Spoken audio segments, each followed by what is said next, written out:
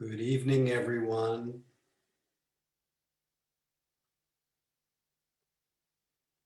I think we'll wait just a moment. I'll also invite everyone to say hello to each other. We'll give it one more minute.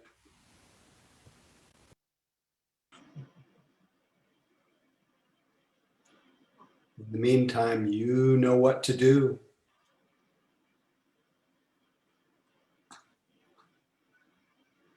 Thank you, Mary, for being Mission Dharma tonight, co-hosting. Quite welcome. Thank you.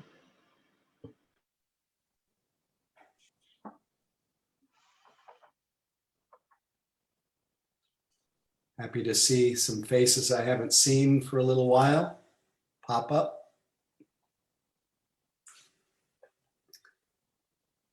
Let's just, as a group, feel free to unmute and say hello, and those coming in late won't get a chance to feel that sense of joining that happens when we all say hello. So good evening. Hello. Hi, good evening. Free to say where you're calling from. Hi, everyone. San Francisco. San Francisco. Hello, Oakland. Canada. Hi there, Chemainus, Vancouver Island. San Diego. Wow. Middleton, California. Hello. Hello. Saskatoon, Saskatchewan. Hello. San Francisco. Hello. Okay, we've got North America covered. So just think of your practice tonight as just sending metta showers out to your neighborhood, to your area, to this world, especially those right now in the heart of the pandemic, and in India especially. Just to all the family members that are having to bear witness to their loved ones unable to breathe and sometimes perishing right in front of their eyes. I don't know how many of you are staying abreast of this. It's hard to actually find it in our news services. But let's just consider the great blessing that we have to be able to practice, to be able to savor our breath in some relative safety tonight, and to let the full breadth and meaning of the Dharma come alive as we breathe tonight, as we notice what's happening, the fragility of our bodies, the preciousness of this life breath, the complete uncertainty of when this breath will leave us. So this is an opportunity to just dive right into reality, but also bring a tender heart, lightheartedness, appreciation for just the fact that you're conscious. So forgetting everything I just said, the best way to actually take in our experience is to forget the past, forget the future, forget the present. That's just another idea. And just find that in you which is conscious, which is aware. And maybe even sense as we begin this evening that awareness through which you're perceiving has a formlessness to it, a limitlessness, a freedom to it. It's open, yet everything is known so effortlessly. If I ask you to stop allowing things to be known, that awareness shines through. And that awareness is able to register, to experience life because of the medium of this holy body, this miraculous expression of life called a human body. So closing our eyes, being aware of being aware, very close to this body with its senses and perceptions. This is where we find the world, the immediate experience of the world, not we step out of our ideas of the world for a moment. Just knowing this troubled world can benefit by us calming our hearts and minds, regulating our nervous systems by letting our attention just sink deeply into the body and to open to the simple unfolding of sense experiences.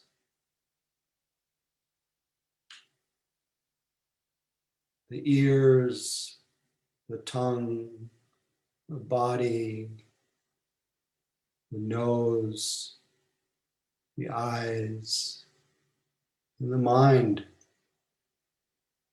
that thinks and feels.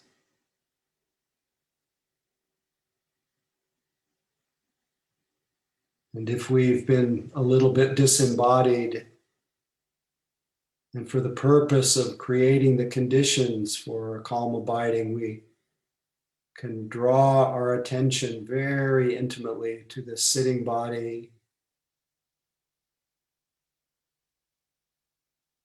so close that the idea of our body gives way to that living world of sensations.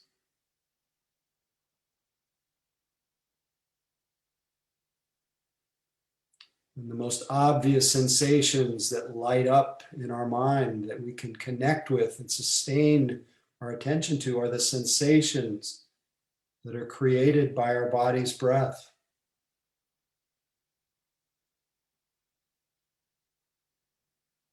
Joining intimately and in a sustained way with each arising breath.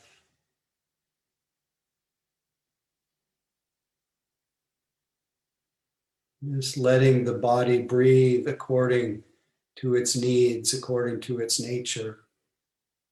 Not imposing any idea of a breath, not trying to breathe, not adjusting or controlling, just letting the body breathe and letting the sensations of breath call our attention here.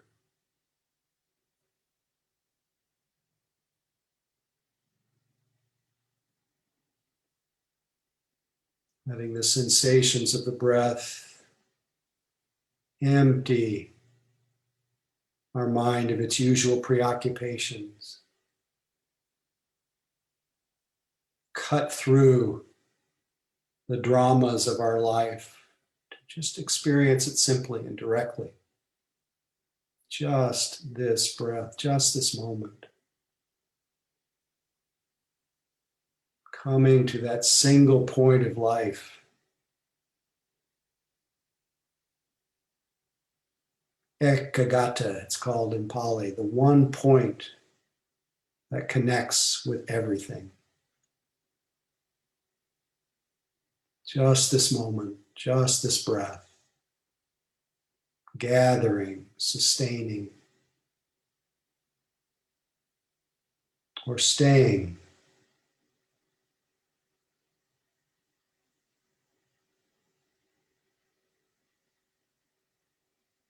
The more we're here, awake,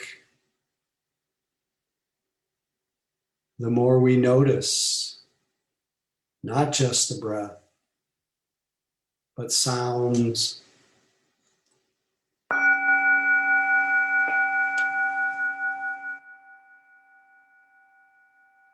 distant sounds, sounds of the gong, sounds in our rooms.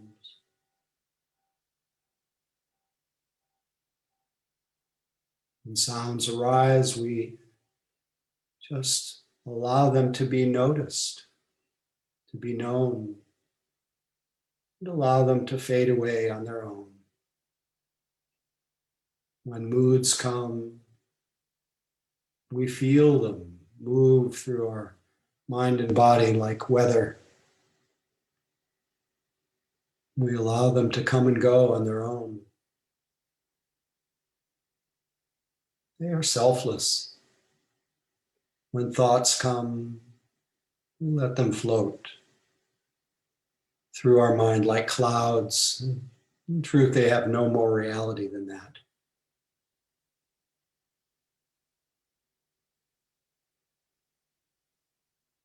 What supports us to maintain this non-interfering awareness is a steady mind, made steady by harmonizing our mind and body, by the continuity of awareness. This moment, this breath,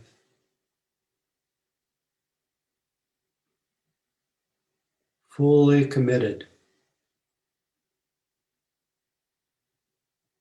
calm and curious, fully committed to the life of the living present.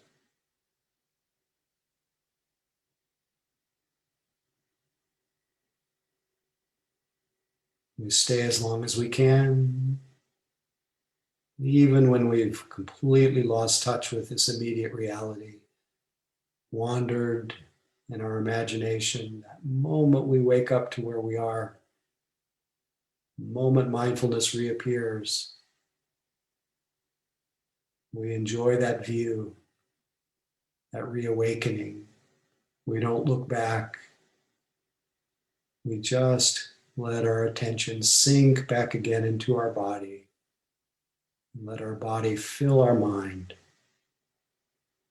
with the miraculous experience of the life breath and the full range of sense experiences that may become predominant.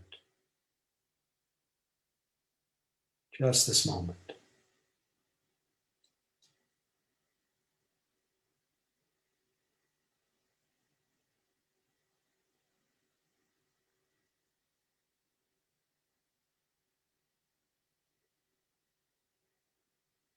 Just this precious life breath.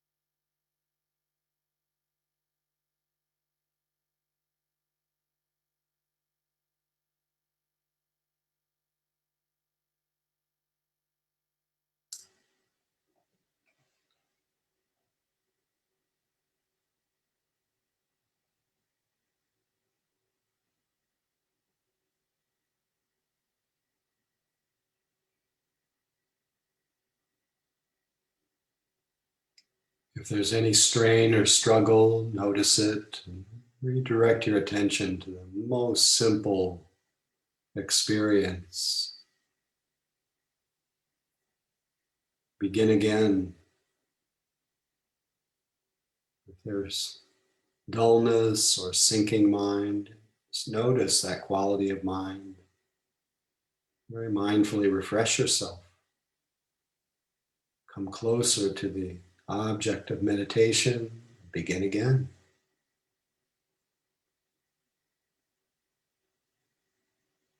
Past has passed. The future is unborn. There's just this. This is it. Don't miss it. It's never been this way. And it will never be this way again. Just this moment.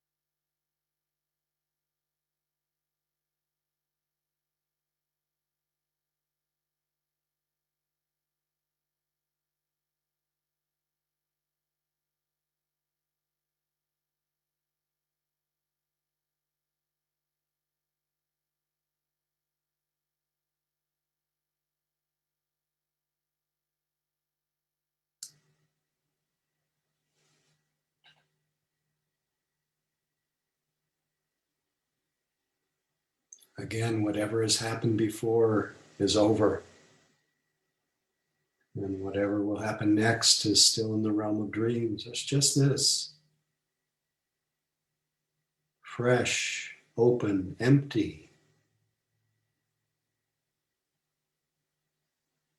Anything is possible in this field of openness. Into it we plant the seed of attention, kindness, determination, curiosity, and calm and clarity.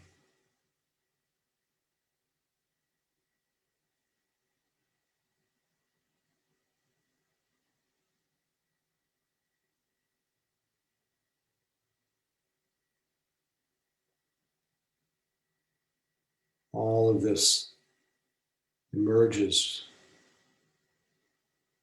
as an expression of awareness. So we develop continuity of awareness. That's all. The objects of awareness are less important, ever changing, selfless. Just be aware.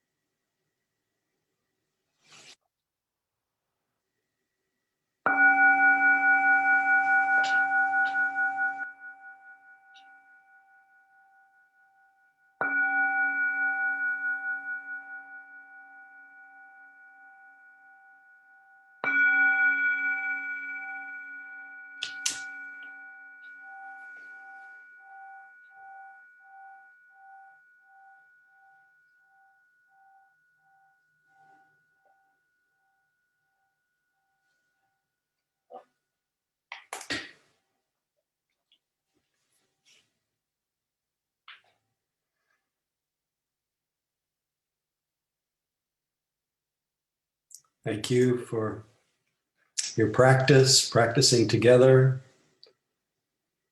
Just had so much appreciation for you supporting each other and knowing that and I keep learning this over and over again, we just don't do this very well alone, not in a sustained way. And just whatever that secret sauce of sangha, of gathering together, it's precious. And I know that it's just like that passage that I share from I think it was from, I don't know who wrote it, but it was the lessons from Geese, where they talk about all the ways that the fact that geese fly together, they get 83% greater lifting power. They get where they're going faster. They take care of each other. And that birds that fly together just have that blessing. So I felt the same as I sat with you tonight. And I just think that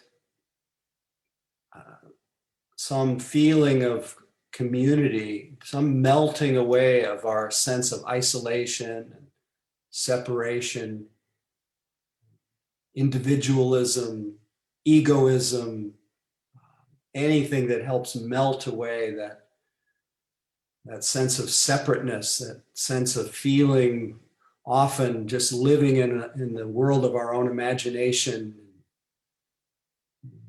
just constantly reinforcing, almost maniacally reinforcing the idea of somebody, which we never find when we actually look at our direct experience. We don't find somebody. We find experience, find moods, we find thoughts, we find images, we find sense experience, we find heart, we find feeling. We don't find somebody. And that all this internal obsession with finding out who we are, it couldn't be more obvious. It's whatever you're experiencing. Who we are is not this composite version that plays in our mind. It's ever present. And it's not even the right question, who am I, or what am I, or who, finding out who I am. That's Mara. Mara is always telling that in that maniacal way that something's wrong, something could be better. And it can be so subtle with even I was sensing at the end of the sitting, just that the mind's tendency to want the bell to ring, wait for the bell to ring. That little mini construction of a sense of self in time, who will be better off when the bell rings, and who's struggling to stay with the practice. And what do we normally do with that? We just swallow it, hook, line, and sinker. I can't wait till the bell rings. And our body then freezes, goes into that state of suspended happiness. And then it's just Mara, really. It's just our mind, it's just the mind's habits, following them. But Mara says, postpone relief until the bell rings. Bell rings, great relief.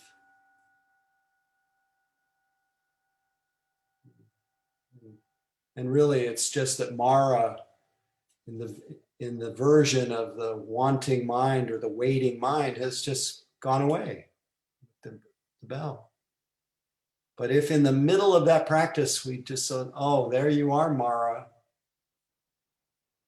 There you are. You know, Mara, for those who don't understand, who haven't heard this so much, Mara is the voice in our mind, or the personification, the name given to that voice in our mind that wants to keep us in a state of searching, keep us in a state of postponement,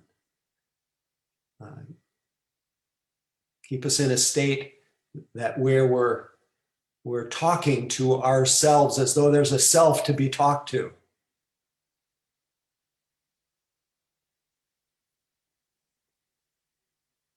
A voice that's saying, mostly you don't deserve to really relax right now. Really let go. You're not worthy. Remember, that's what Mara came to the Buddha when the Buddha was just on the verge of, I brought a quote tonight, I think I have it with me, from Thich Nhat Hanh. He was on the verge of his mind opening, and Mara came to visit. Indulge me, a little story.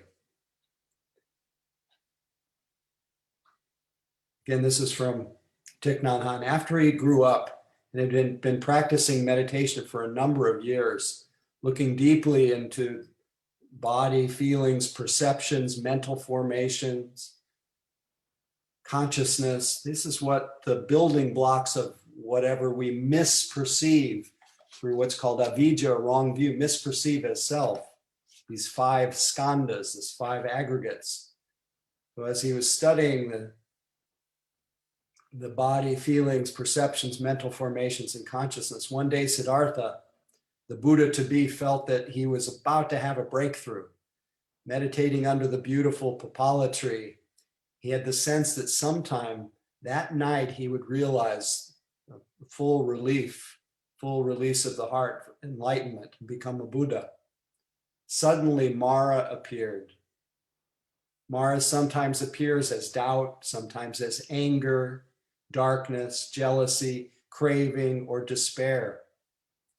When we feel doubtful or skeptical, Mara is there. When we feel anger, irritated, or lacking in self-confidence, that's Mara. Siddhartha had been visited by Mara many times before, and he knew that the best way to treat him was to be very gentle. That day, Mara came in the form of skepticism. He said, "Who do you think you are? You think you can attain enlightenment? Don't you realize how much darkness, despair, and confusion there are in the world? How can you hope to dissipate all of that?" And Siddhartha smiled, expressing great confidence. Mara continued, "I know you've practiced, but have you practiced enough? Who will testify that you have practiced long and hard enough?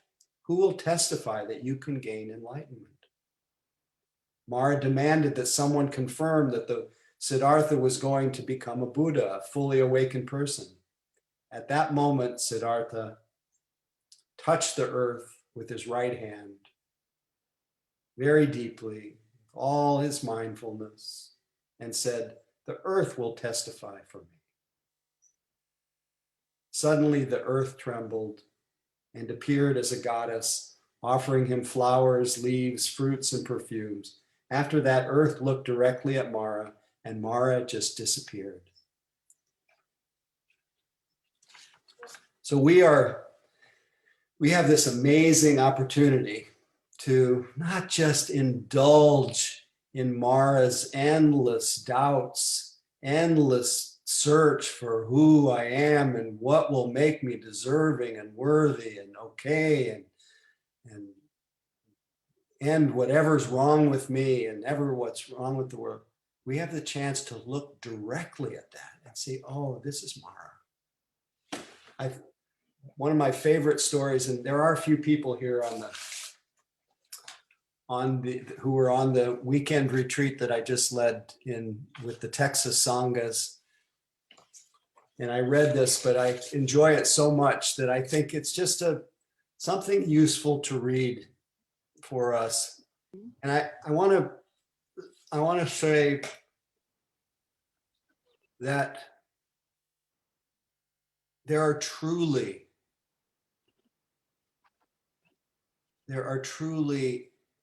so many horrific things in this world. This unfolding, what's this nightmare that's unfolding for our planet, for the people of all the countries that don't have that aren't vaccinated up, that our own states where there is so much vaccine skepticism, all the domains of hatred and difficulty, divisiveness. There's just endless things. This needs our attention. This needs to have our eyes clear, our hearts open. So we have a real opportunity to get out of our way, to brush that dust of memory and really bear witness and then respond in the best way that we can, with strength, with compassion.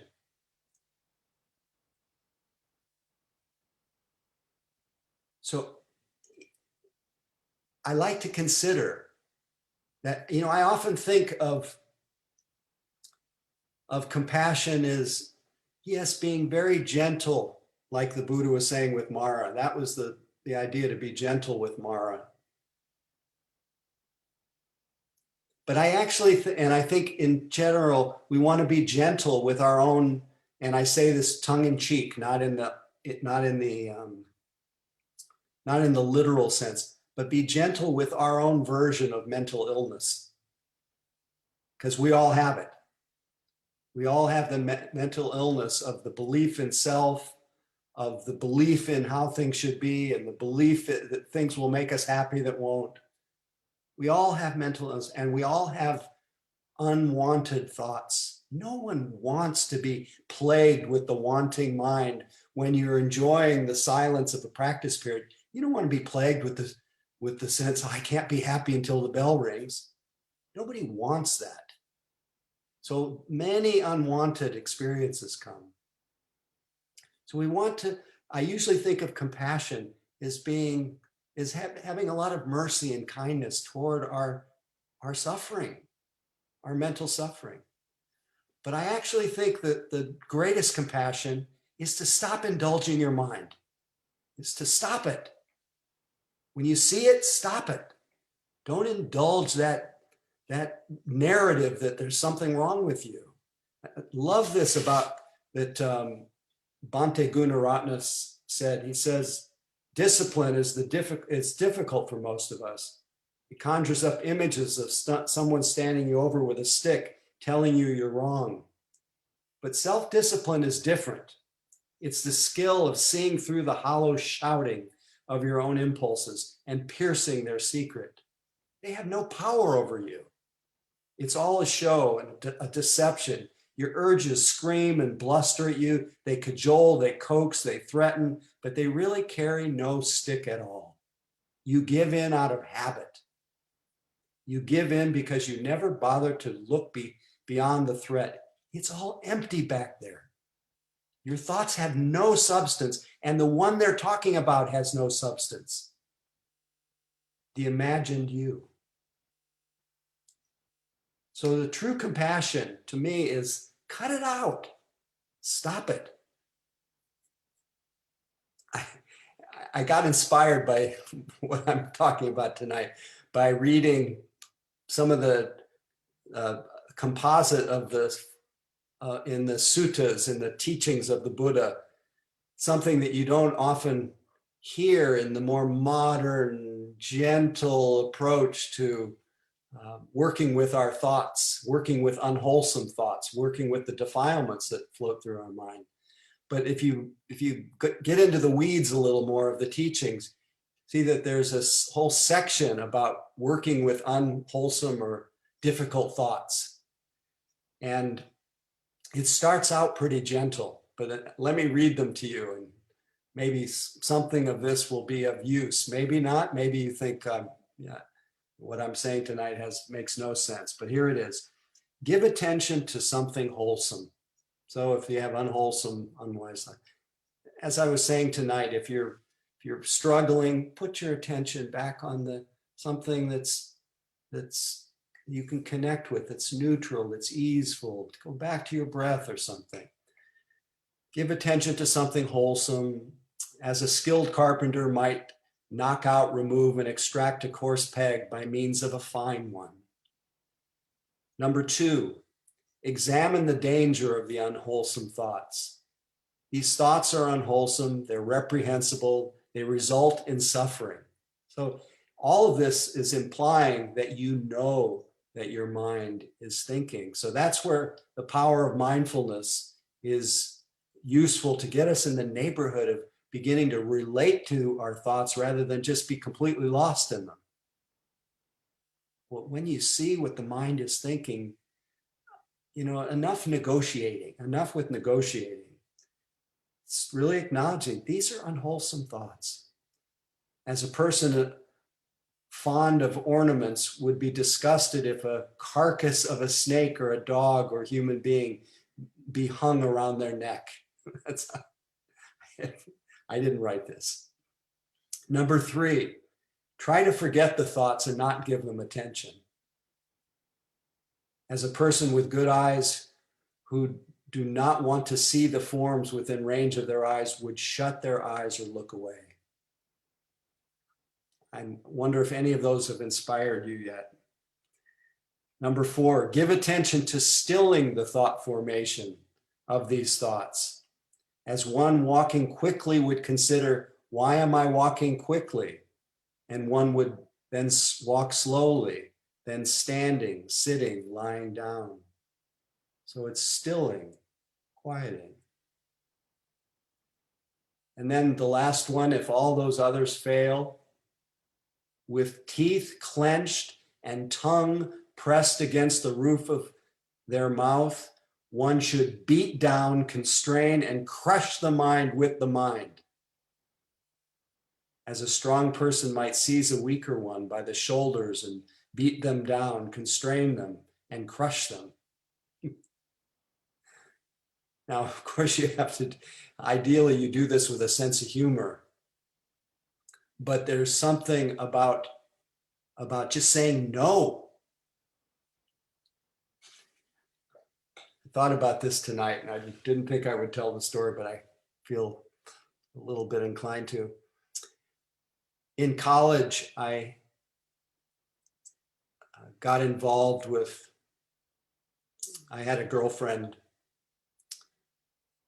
who was and is a wonderful person, but it was not a good fit.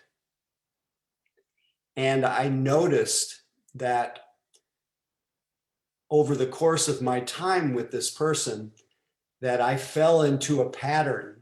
Maybe you can relate to this pattern. I fell into a pattern of working really hard to get her to see me, get her to recognize, to love me, to see the beauty of my trip.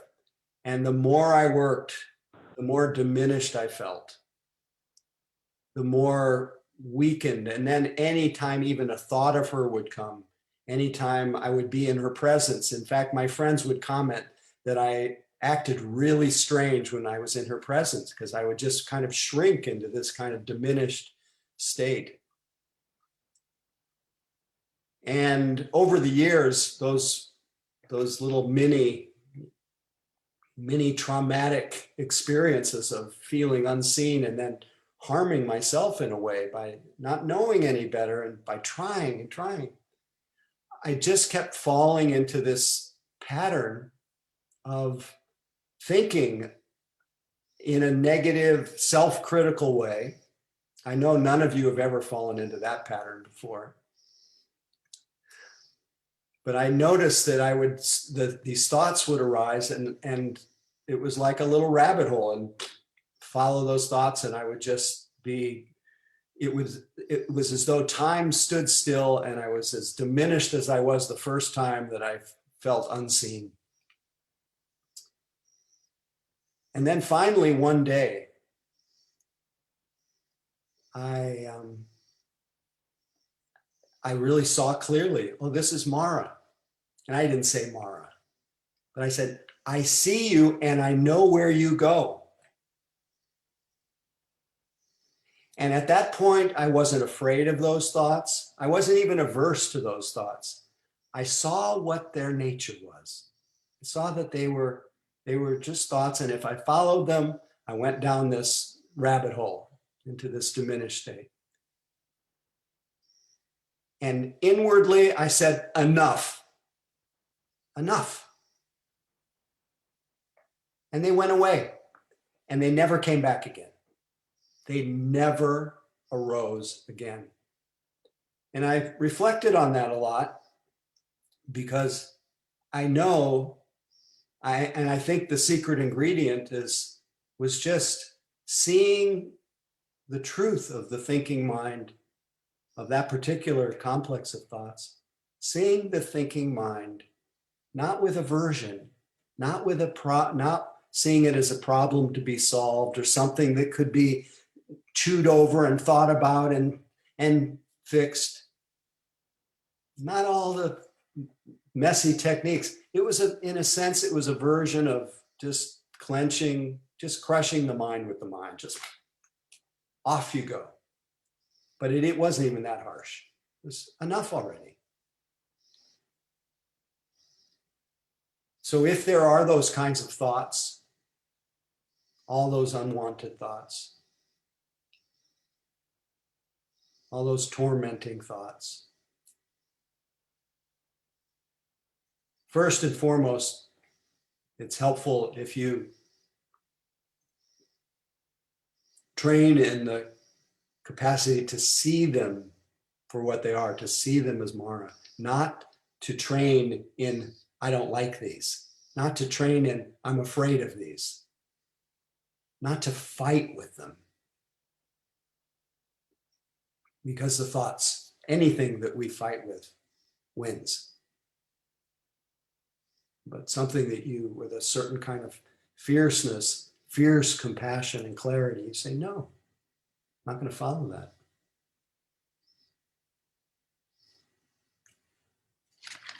Again, from Ajahn Chah, just to reinforce whatever stories our mind is telling us, hey, there's nothing there.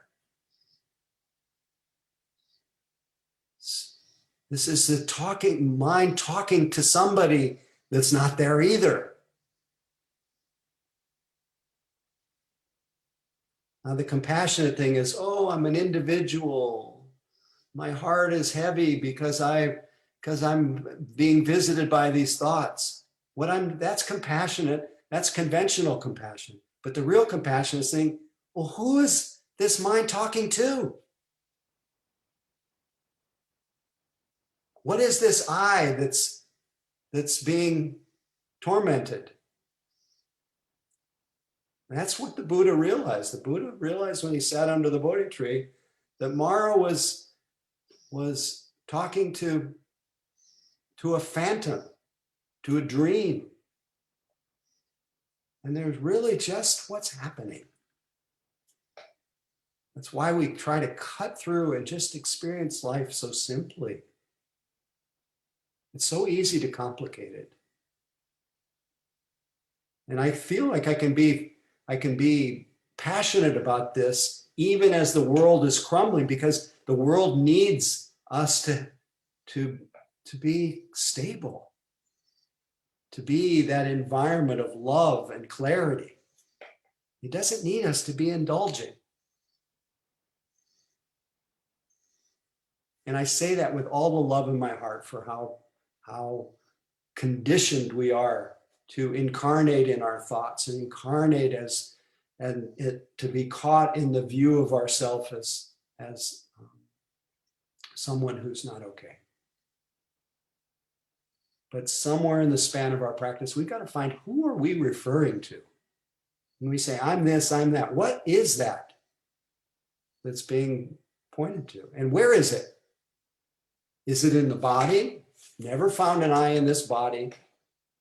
Is it in the thoughts? Where I see these thoughts, but they seem to appear and disappear. They have no substance. Is it in the moods?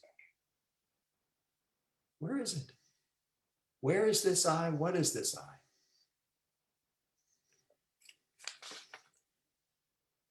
And what this case of mistaken identity deprives us of is knowing the joy of the original, as Ajahn Chah calls it, the original mind. He says about this mind, there's really nothing wrong with it. It's intrinsically pure. Just check it out right now. Don't commit this to memory. This is about the living Dharma. In truth, there's nothing wrong with it. It's intrinsically pure. Within itself, it's already peaceful. The mind is not peaceful these days because it follows moods. The real mind doesn't have anything to it. It's simply an aspect of nature. It becomes peaceful or agitated because moods deceive it. But really, this mind of ours is already unmoving and peaceful, just like a leaf which is still as long as no wind blows. Our practice is to see the original mind. So we must train the mind to know the sense impressions and not get lost in them, to make it peaceful. Just this is the aim of all this difficult practice we put ourselves through. I started to say that I wanted to read this story.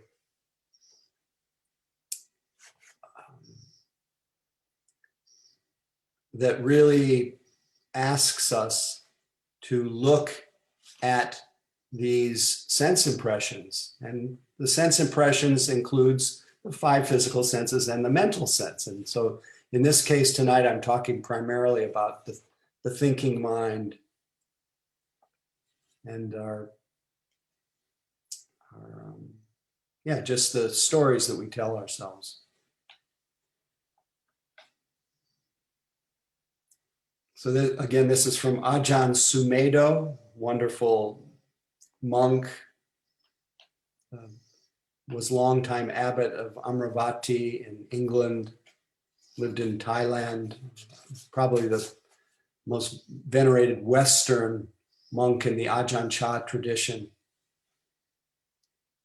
He says, now we're sitting in a room full of karmic formations. So when we connect with an immediate experience of ourselves, what's actually here? What is our direct experience? But he's describing it, sitting in a room full of karmic formations that we conceive to be permanent personalities. We carry these around like a conceptions bag, because on the conventional level of thoughts, we regard each other as permanent personalities. How many things do you carry around with you? Grudges against people, infatuations, fears, and things of the past. We can get upset just by thinking the name of someone who has caused us suffering. How dare they do that? Treat me like that over something that happened 20 years ago. That's kind of like my story about my old girlfriend. Some people spend most of their lives carrying grudges around. And so they ruin the rest of their lives. But as meditators, we break through the pattern of memory. Instead of remembering people and making them real, we see that in the moment, memory and bitterness are changing conditions. We see that they are anicca, impermanent, dukkha, unreliable, non-graspable, suffering, and anatta, they're selfless, not self. They are formed in time through our conditioning, but they're formed in time just like the sand grains of the Ganges River. Whether they are beautiful, ugly, black or white, sand grains is all they are. So listen inwardly. Listen to the mind when you start experiencing pain in the body. Bring up the voice that says, I don't want this pain. When's the darn bell going to ring? Listen to the moaning, discontented voice, or listen when you get really high. Oh, bliss, I feel so wonderful. Listen to the angel indulging in bliss and happiness. Take the position of the silent listener, making no preferences between angels or devilish things. And remember that if it's a condition, it ends. Recognize and let things come and go. They are just conditions, karmic conditions, changing. So don't interfere. The tendency of the modern mind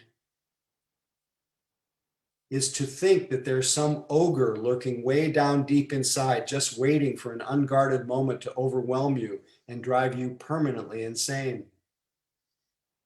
Some people actually live their whole lives with that kind of fear.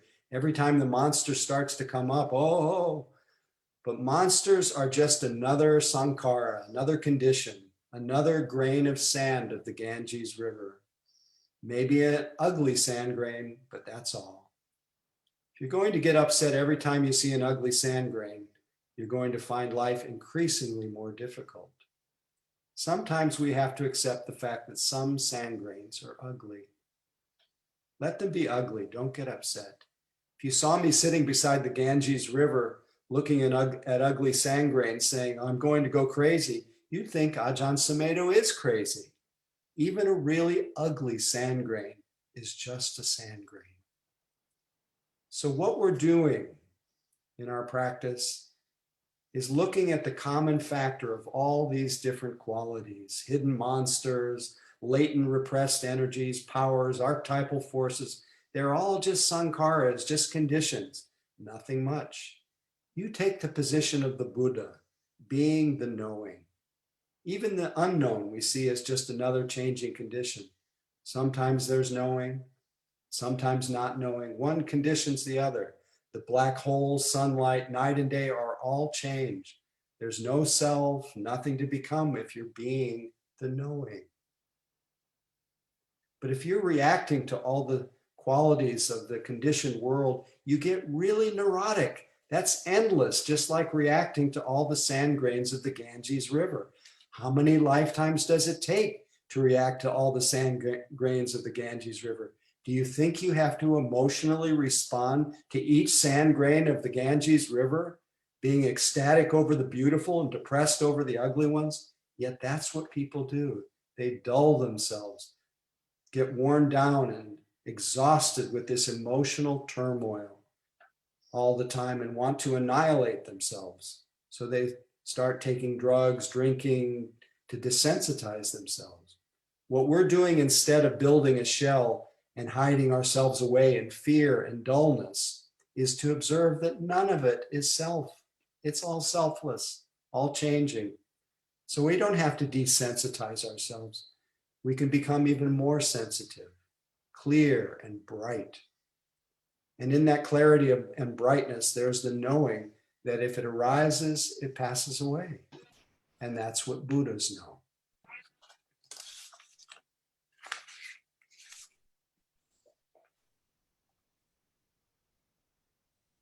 So relating to our thoughts as another sand grain of the river, the sand grain of the Ganges River, relating to the inevitable dukkha, uncomfortableness in our life, pain in our life, grief in our life, loss in our life, all the elements that are inevitable in anyone who is born into this world.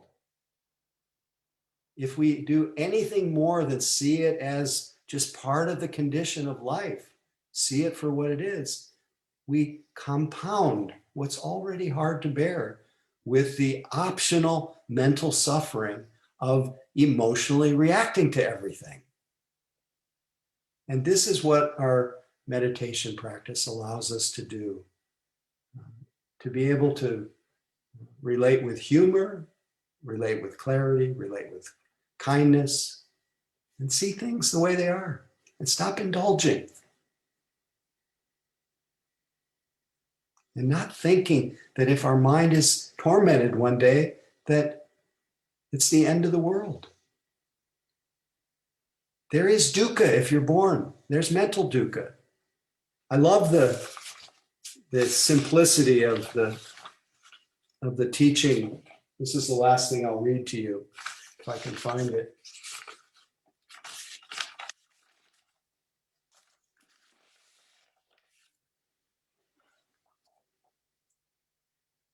This is Ajahn Chah, the great forest master in Thailand, who said as Dharma practice develops in the heart, the two forces, well, he says the path consists of virtue, concentration, of wisdom, framework for training the heart. The true meaning is not to be found in the words, but dwells in the depths of our hearts. However, if the factors of the path are weak and timid, the defilements will tend to possess our minds. If the path is strong and courageous, it will conquer and destroy the defilements. If it's the defilements that are powerful and brave, while the path is feeble and frail, the defilements will conquer our hearts. As practice develops in the heart, these forces have to battle it out every step of the way. It's like there are two people arguing inside the mind, but it's just the path of Dhamma and the defilements struggling to win domination of the heart. As long as we're able to see clearly, the defilements will be losing ground. But if we are shaky, whenever defilements regroup and regain their strength, the path will be routed as defilements take its place. The two sides will continue to fight it out until eventually there's a victor and the whole affair is settled. So what do we want? Last thing, just a perhaps more accessible version is from the old Cherokee chief, old Cherokee grandfather who was teaching his grandson about life. He says, a fight is going on inside me, he said to the boy. It's a terrible fight. It's between two wolves. One is evil, has anger, envy, sorrow, regret, greed, arrogance, self-pity, guilt, resentment, lies, false pride, ego. Continued, the other's good, as wisdom, joy, peace, patience, serenity, determination, humility, kindness, empathy, generosity, truth, compassion, and faith. Same fight is going on inside you, inside every other person too. The grandson thought about it for a minute and then asked his grandfather, well, which wolf will win? And the old Cherokee simply replied, the one that you feed. So let us all feed the awakened heart, the awakening heart, in every waking minute for the benefit of all beings, so that we can be that refuge, that anchor for all those in need. That boat, shoot. Sometimes the timing works. I wanted to find the words of, oh, here it is. The words of Shantideva, may I become at all times, both now and forever, a protector for those without protection, a guide for those who have lost their way, a ship for those with oceans to cross, a bridge for those with rivers to cross, a sanctuary for those in danger, a lamp for those without light, a place of refuge for those who lack shelter, and a servant to all in need. So thanks for listening.